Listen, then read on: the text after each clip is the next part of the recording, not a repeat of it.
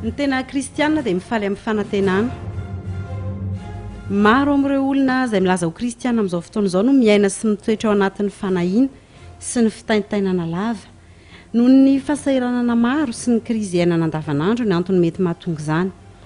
Tena Andriamanitra dia milaza fa ratsy izao fiainana izao, andro mahory izao fiainana izao.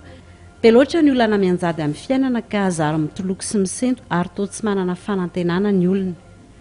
Samy kofokofoka ny amin'izay misy azy ihany ny tsirairay ka mamonjy an'izato sy nazaroa, manao hetsika maro mba ho tafavoaka amin'ny fiainana. Maro ireo zavatra izay itokian'ny olona anorenany ny fanantenany, ny asany, ny fananany, ny fahaizany, ny fahalalany. Misy koa ny mivohy ny aparahatoka mety ananana fanantenana tsara. Lasa miforona izao karazana zavatra maro izao mba hampaherezana ny olombelona sy hanana ny fanantenana. Eo dia lasa miorina amin'izay ny zavatra rehetra ataon'ny olona dia ahoriny amin'ny fanantenana ety an-tany. Zavatra izay tsy azo antoka ary mety hitarika famoizam-po mihitsy aza.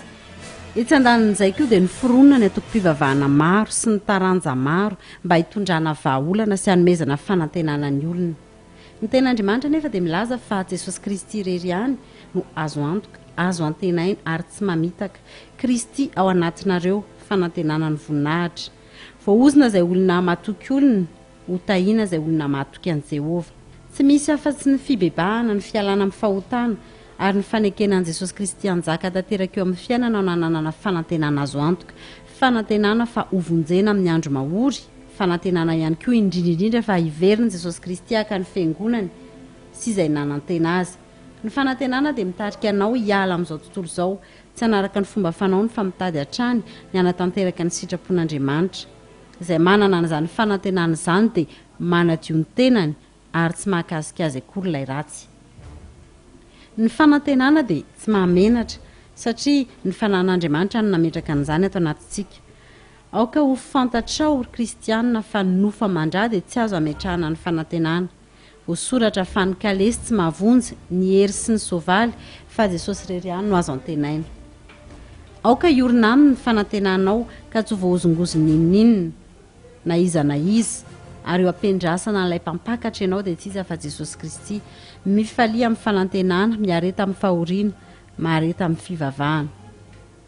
Fambonin'izany rehetra izany, ny tena fanantenan'ny kristianina marina dia miorina amin'ny fiainana mandrakizay. Izay no ampinoana Jesosy Kristy ny mpianany hoe aza malahelo ny fonareo, minoa an'Andriamanitra ary minoa akoho. Ao hatramin'ny raiko misy fitoerana maro, ratsy izany dia efa nilaza taminareo aho fa andeha ary amboatra fitoerana ho anareo aho.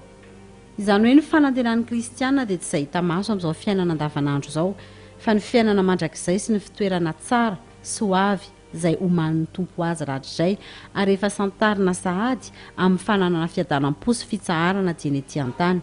Raha malala ny zava-misy ety amin'izao tontolo izao, ny zava-tsarotra mety lalova ny isa-tokantrano, ny isam-batan'olona ary samy manaiky ny rehetra fa tsy misy azo anorenana fanantenana ny ety an-tany.